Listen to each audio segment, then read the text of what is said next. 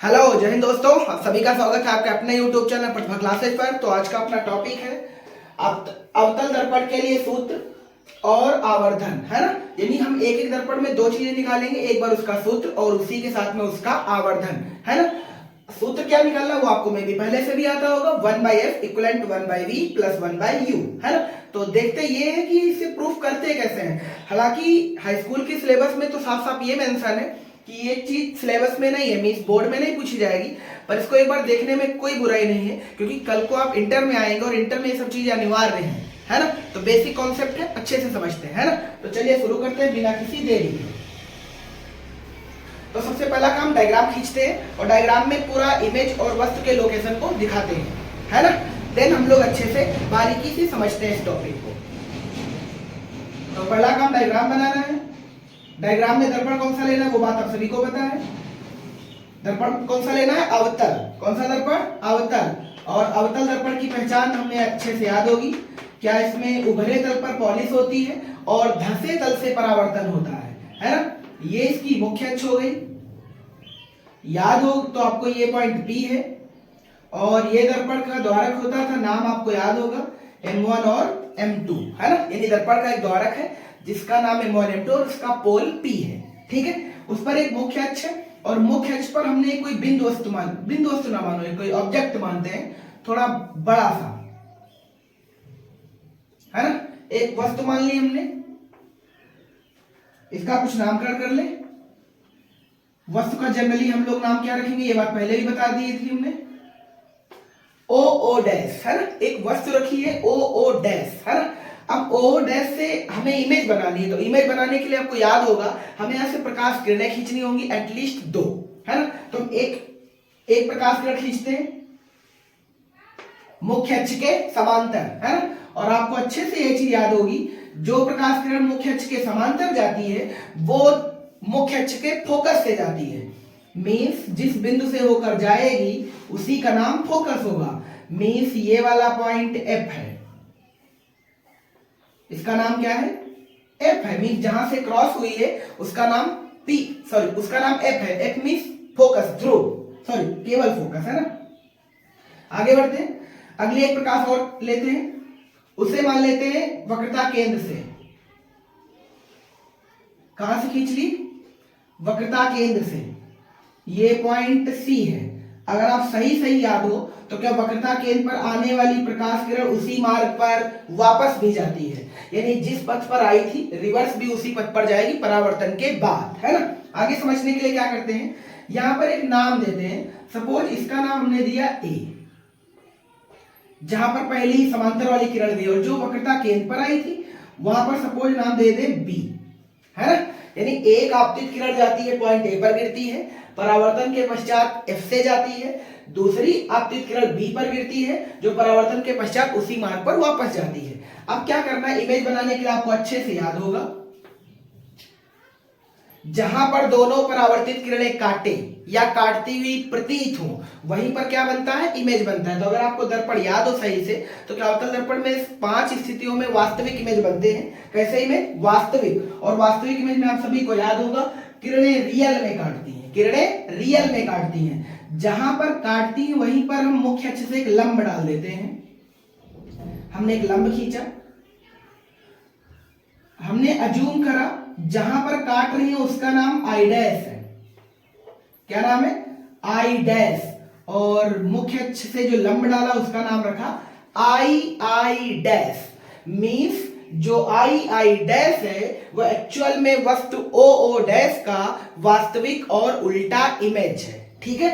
अब क्या करना है, अब पॉइंट A से मुख्य अक्ष पर एक और लंब डाल लो, ठीक। इसका कुछ नाम लिख देते हैं। हमने सपोज M लिखा। क्या लिखा? M ऑलरेडी हम लिख चुके हैं तो इसे N दे दो, इसमें कोई दिक्कत नहीं है ना। इसे क्या नाम दे दे? N, ठीक है। N नाम दे दिया, कोई दिक्कत तो नहीं आता, बहुत अच्छे। बस काम खत्म हो गया। यानी अगर तुम्हें डायग्राम खींचना आया, अब डायग्राम को समझते हैं, सॉल्व करते हैं, है ना। तो सबसे पहला काम क्या होता है, इसके बारे में लिखना, जो बार बार अभी हम बता रहे थे आपको, बस यहीं तक लिखा जाता है। दूसरा पॉइंट है कि इसकी दूरियां मेंशन करना, है ना। दूरियों के लिए चिन्ह परिपाटी आपको याद होनी चाहिए, और चिन्ह परिपाटी में बहुत बेसिक लाइन हमने आपको बता दी थी। अगर हम दर्पण को ऐसे सापेक्ष मान ले, इसकी बाईं ओर सभी दूरियां निगेटिव लिखी जाएंगी, इसके दाईं ओर की सभी दूरियां पॉजिटिव लिखी जाएंगी, इसकी मुख्य अक्ष के ऊपर सभी दूरियां पॉजिटिव लिखी जाती हैं, और मुख्य अक्ष के नीचे सभी दूरियां निगेटिव लिखी जाती हैं। बस इतना अगर याद है तो काम बहुत आसान है, ध्यान से देखना है। अब दूरियां लिखते हैं। एक चीज और, दूरियों को मापते समय एक पॉइंट कभी नहीं भूलना, वो ये है, समस्त दूरियां ध्रुव के साथ मापी जाती हैं। ये बात याद रखनी है अच्छे से, ठीक है। तो सभी दूरियों को P से मेंशन करना, ये बात याद रखना। चलो लिखते हैं। अगर हम डायग्राम सही सही समझें, क्या ध्रुव से O मींस PO, PO को अगर आप सही सही बता पाए तो ये वस्तु की दूरी है, और वस्तु की दूरी को हम U से लिखेंगे। कैसे लिखेंगे? U से। चूंकि ये सब आपतित किरण की विपरीत दिशा में, इसलिए निगेटिव रहेंगे। PI प्रतिबिंब की दूरी है, प्रतिबिंब की दूरी को V से लिखते हैं, ये भी आपतित किरण की विपरीत दिशा में, इसलिए निगेटिव। PC वक्रता त्रिज्या है, वक्रता त्रिज्या को याद होगा तो कैपिटल R से लिखेंगे, और ये भी एक्चुअल में इधर है तो इसलिए निगेटिव लिखेंगे। PF फोकस दूरी है, फोकस दूरी को F से लिखते हैं, और ये भी इधर है तो ये भी निगेटिव रहेगा। उम्मीद करते हैं सभी दूरियां लिखने में कोई दिक्कत नहीं आई होगी आपको। आगे बढ़ते हैं। अब क्या करना है, अपने को बस इसमें ट्राइंगल सॉल्व करने हैं, है ना। ट्राइंगल आपको बहुत सारे दिख रहे होंगे, छोटे छोटे। एक तो आपको ये दिख रहा होगा, एक ये, एक ये बड़ा सा, यानी दो आपको बड़े दिख रहे हो, ये दो छोटे। या ये समझ लो, एक बार तुमको वक्रता केंद्र के सापेक्ष सॉल्व करना है वस्तु और इमेज को, और एक बार फोकस के सापेक्ष वस्तु और इमेज को। काम खत्म, ठीक है। अब ध्यान से देखना। तो अगर हम देखें चित्र को बहुत ध्यान से, तो क्या COO डैश, COO डैश, ठीक इसी प्रकार CII डैश। अगर आप ये वाला एंगल देख पा रहे हो तो 90 डिग्री है, और ये वाला एंगल देख पाए फिर भी ये 90 डिग्री है। इसका मतलब ये दोनों समकोण जो त्रिभुज हैं, इनमें बहुत ध्यान से देखो तो कोण OCO डैश, ठीक इसी प्रकार ICI डैश, ये शीर्षाभिमुख कोण है। शीर्षाभिमुख कोण है, इसका मतलब ये त्रिभुज समरूप है। कैसे त्रिभुज है? समरूप त्रिभुज। और समरूप त्रिभुज का नियम आपको याद ही होगा, नहीं याद है तो अभी लिखते हैं। तो ध्यान से देखना, चित्र को ध्यान से देखना है। ट्रायंगल COO डैश व triangle CII dash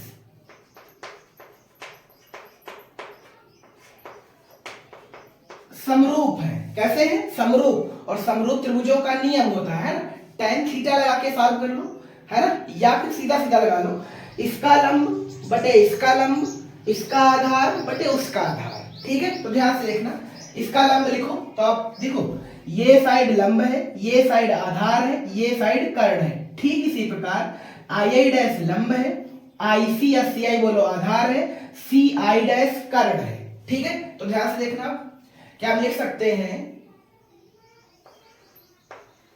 OO dash अपान II डैश इक्वलेंट इसका लंब बटे इसका लंब बटे, अब इधर क्या लिखना है, इसका आधार बटे इसका आधार। इसका आधार बोलो क्या है, तो आप कहेंगे CO है, CO बटे इसका बोलो क्या है, CI है, ठीक है। ये आ गई समीकरण फर्स्ट, है ना। आगे क्या लिखना है, ध्यान से देखना है। ठीक इसी प्रकार अगला ट्रायंगल बोलो कौन सा है, ANF, और इसकी तुलना किससे करनी है, I डैश IF,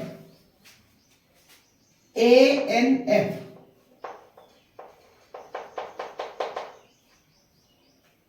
व I डैश IF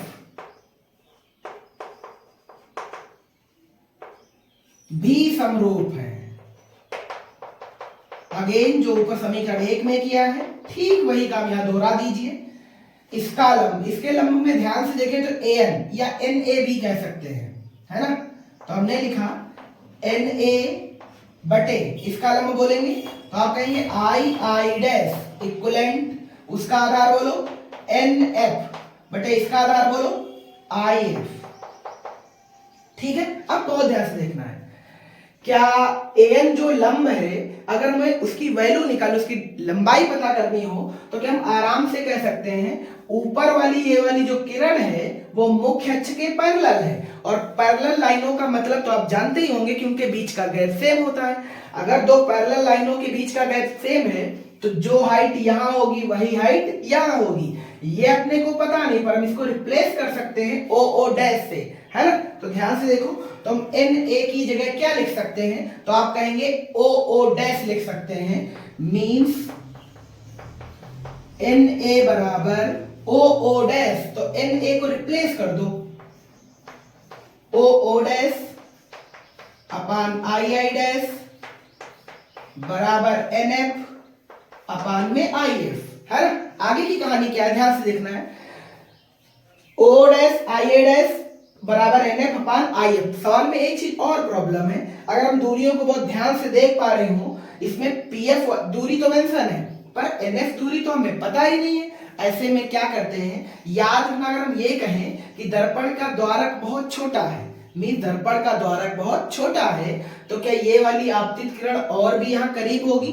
अगर ये बहुत करीब होगी तो जाहिर सी बात है जब लंब तुम खींचोगे तो ध्रुव की ओर बढ़ेगा, है ना। सोचो ऐसे, जैसे मान लो अगर हम इस वाले पॉइंट से यहाँ पे लंब डालें नीचे तो ध्यान से देखो तो ध्रुव के करीब आ रहा है ना, ध्रुव के करीब आ रहा है, ध्रुव के करीब आ रहा है, इसका मतलब जो पॉइंट एन है वो रिप्लेस्ड हो जाएगा किससे, पी से। इसका मतलब जो एन एफ दूरी है वो कन्वर्ट हो जाएगी पी एफ में, किसमें हो जाएगी, पी एफ में। इसका मतलब जो एन एफ लिखा है उसकी जगह हम आराम से लिख सकते हैं पी एफ, है ना। अब ध्यान से देखना, इसको एक बार और लिखिए, O O dash upon I I dash P F upon में आई एफ। इसे बनाते हैं समीकरण नंबर 2, है ना। मीन समीकरण 1 दिख रही होगी आपको, अब समीकरण 2 भी दिख रही होगी। अब क्या करना है, अब कुछ खास नहीं करना है, क्या अपने को समीकरण 1 और 2 अच्छे से दिख रही हैं? अगर अच्छे से दिख रहे तो ये दोनों तो इक्वल लिखी हैं, मींस ये भी इसके बराबर है और ये चीज भी इसके बराबर है ना। इसका मतलब ये प्रोडक्ट और ये प्रोडक्ट भी आपस में सेम होंगे। इसका मतलब हम कह सकते हैं समीकरण 1 व 2 से, है ना, क्या लिख सकते हैं, CO upon CI equivalent PF upon IF, PF अपान में IF। यहां तक कोई दिक्कत तो नहीं? ठीक, बहुत अच्छे। अब क्या करना है, इन सभी दूरियों को बाय डायग्राम सॉल्व करना है ना, यानी ज्योमेट्री मेथड से सॉल्व करते हैं, देखते हैं कौन सी वैल्यू क्या निकलती है ना। तो सबसे पहला काम है CO को निकालना।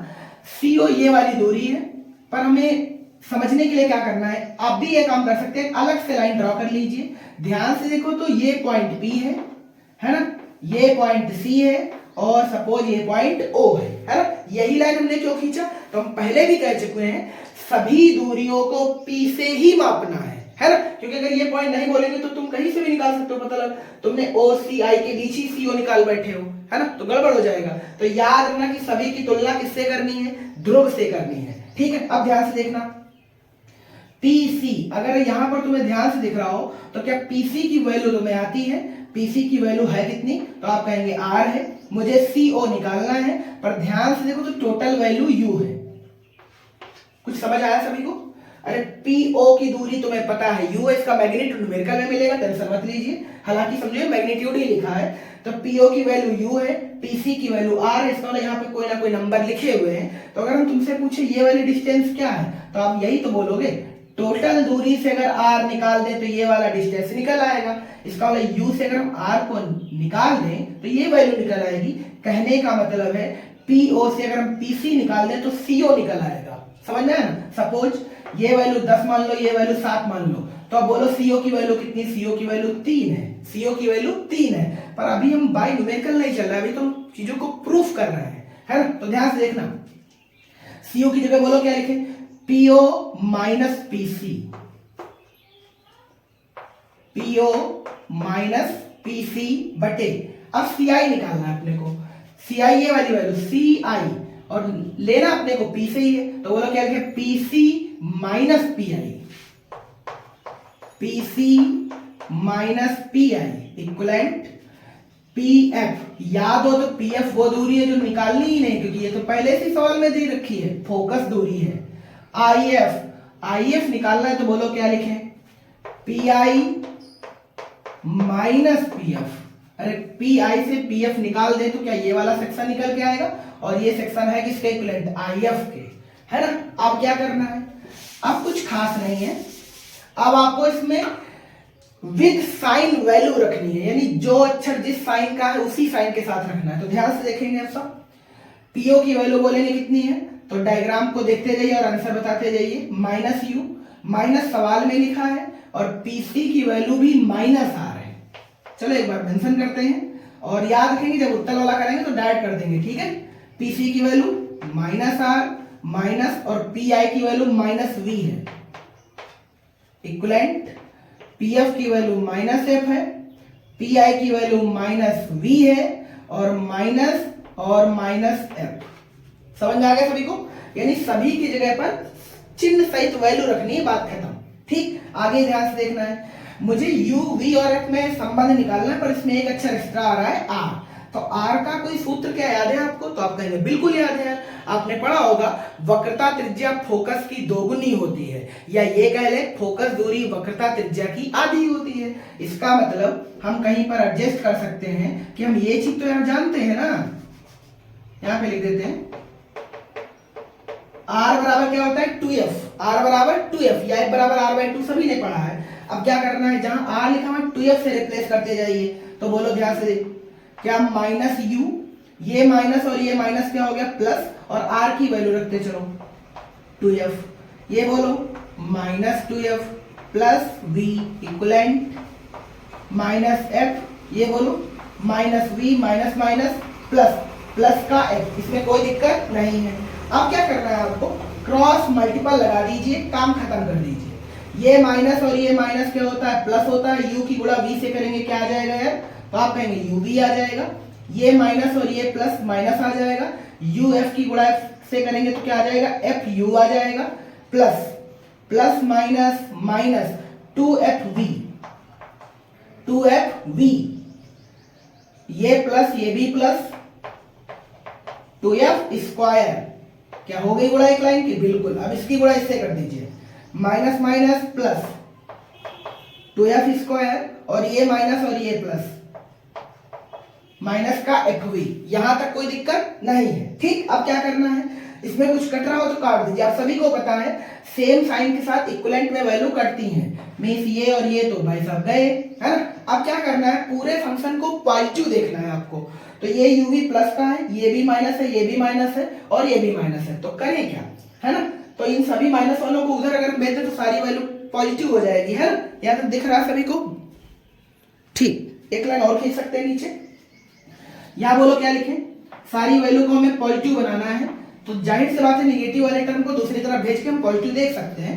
तो ये बोलो उधर जब जाएगा तो क्या हो जाएगा, प्लस का, तो आप कहेंगे एफ यू हो जाएगा यार, ये माइनस उधर गया प्लस का 2fv हो जाएगा, है ना। इधर तो कुछ बचा ही नहीं, उधर माइनस का fv पहले से लिखा हुआ है, कोई दिक्कत तो नहीं आता। ठीक, अब यहां तक अगर आपका हो गया तो इधर थोड़ा सा मिटाते हैं, है ना, क्योंकि आगे भी नीचे दिखेगा नहीं, तो इधर 2-3 लाइनें मिटा रहे, ध्यान से देखना आप।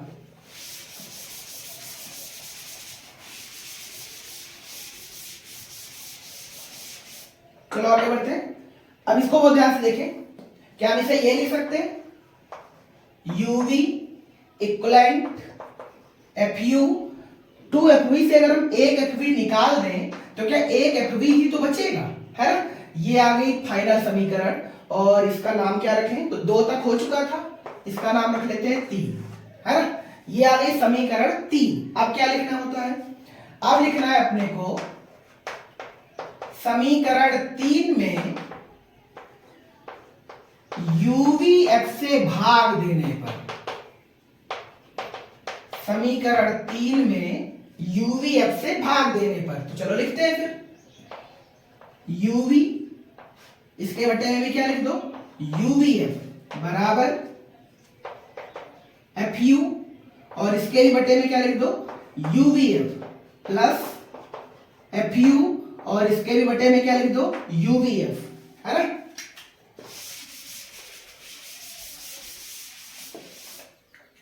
क्या कुछ कटेगा? बिल्कुल, यूवी से यूवी गया, एफ यू से एफ यू गया, सॉरी ये एफ वी है, और एफ वी से एफ वी गया। ठीक है, इधर बचा क्या, ऊपर कुछ नहीं बचा तो 1 बचा, 1 बाई एफ इक्वलेंट, इधर क्या बचा 1 बाई वी, इधर क्या बचा 1 बाई यू, है ना। अपने को यही लाना था, काम खत्म। किसी को कोई दिक्कत तो नहीं? अगर दिक्कत हुई भी है तो वीडियो को पॉज करें, रिटर्न जाए, फिर समझें, है ना। और अगर आपको फिर भी समझ नहीं आया तो पीछे जो कुछ क्लासें अपलोड की गई हैं, इनके बेसिक जो कॉन्सेप्ट उनको भी आपको समझ लेना चाहिए। ठीक है, अब ये तो हो गया अवतल दर्पण के लिए सूत्र। अब एक चीज और भी बच गई है, आवर्धन। क्या बच गया है? आवर्धन। आवर्धन भी इसी डायग्राम में इजीली हम निकाल सकते हैं, बहुत ध्यान से देखना है। तो सबसे पहले आपको समझ लेना है इसमें कौन सी चीज क्या है। एफ क्या है? दर्पण की फोकस दूरी। वी क्या है? दर्पण से जो प्रतिबिंब बना है उसकी दूरी, मींस प्रतिबिंब की दूरी। यू क्या है? दर्पण से वस्तु की दूरी, मींस वस्तु कितनी दूरी पे रखी वो चीज। सभी दूरियां किससे ली गई हैं वो पॉइंट कभी नहीं भूलना है, ध्रुव से। किससे मापी गई है? ध्रुव से। ठीक है, ये पॉइंट याद ही रखना है सभी को। आगे बढ़ते हैं, इसे रफ करते हैं और एक चीज और समझते हैं अपने को, और वो क्या है? आवर्धन, है ना। चलो ध्यान से देखना है, और कठिन चीज नहीं है पर फिर भी थोड़ा ध्यान से देखना है।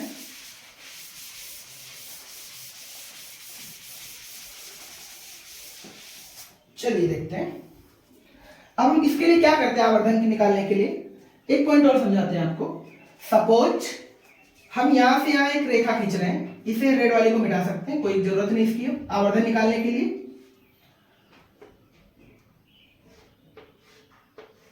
है ना,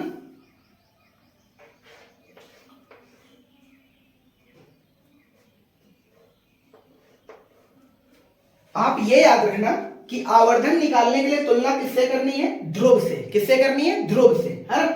तो सबसे पहले आवर्धन एक्चुअल में होता क्या, ये चीज समझ लेते हैं। देखिए, किसी भी दर्पण या लेंस में जब आवर्धन निकालना तो एक बात हमेशा याद रखना कि दर्पण से जो प्रतिबिंब बना है उसकी लंबाई और स्वयं वस्तु की लंबाई के अनुपात को ही उस दर्पण या लेंस का क्या बोलते हैं? आवर्धन। यानी जब भी तुम्हें कभी आवर्धन निकालना हो तो एक ही फार्मूला है, प्रतिबिंब की लंबाई और उसके बटे में वस्तु की लंबाई लिख देनी है, देन हम आराम से फाइंड कर सकते हैं आवर्धन। ठीक है, तो आवर्धन को हम यहां पर m से डिनोट करेंगे। किस अक्षर से? m से। m बराबर लिख लेंगे प्रतिबिंब की लंबाई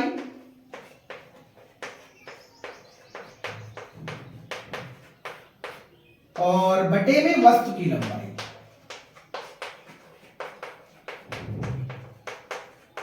ठीक है, अगर हम प्रतिबिंब की लंबाई को ध्यान से देखें तो आई डैश है, आई डैश का कुछ नाम रख दे। तो सपोज हमने मान लिया प्रतिबिंब की लंबाई को आई, है ना। आप h1 h2 भी लिख सकते हैं, इसमें कोई दिक्कत नहीं, y o लिख सकते हैं, कुछ भी लिख सकते हैं, है ना, उसमें कोई दिक्कत नहीं है। और वस्तु की लंबाई का नाम हमने रखा है o डैश या o ले लें। ठीक, यानी m बराबर हम फार्मूला लिख सकते हैं I अपान o। ये तो हो गया बेसिक कॉन्सेप्ट, है ना, ये तो थ्योरिटिकल हो गया। अब बाय प्रूफ इसको हम कैसे निकालें, तो बहुत ध्यान से देखना है। क्या सभी को o dash p i dash, o dash sorry हाँ o dash p i dash, o dash p i dash व अगला बोलो i dash p i dash p i।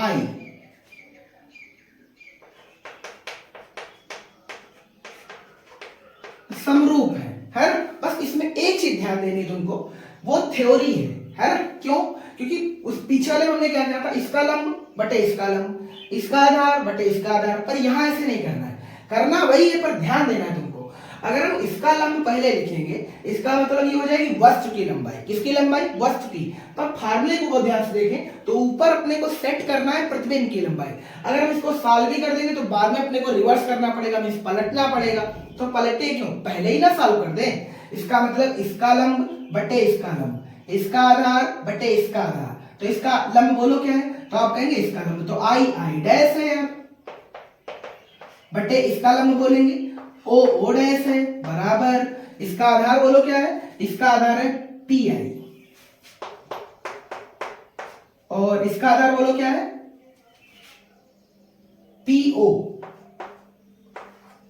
यहां तक कोई दिक्कत तो नहीं? ठीक। अब क्या करना है, इन्हीं में ध्यान से देखो तो सब कुछ तुम्हें आता है। क्या क्या? आई डैश की वैल्यू आई है, अरे आई डैश प्रतिबिंब की लंबाई है, प्रतिबिंब की लंबाई को हमने आई अज्यूम कर लिया है।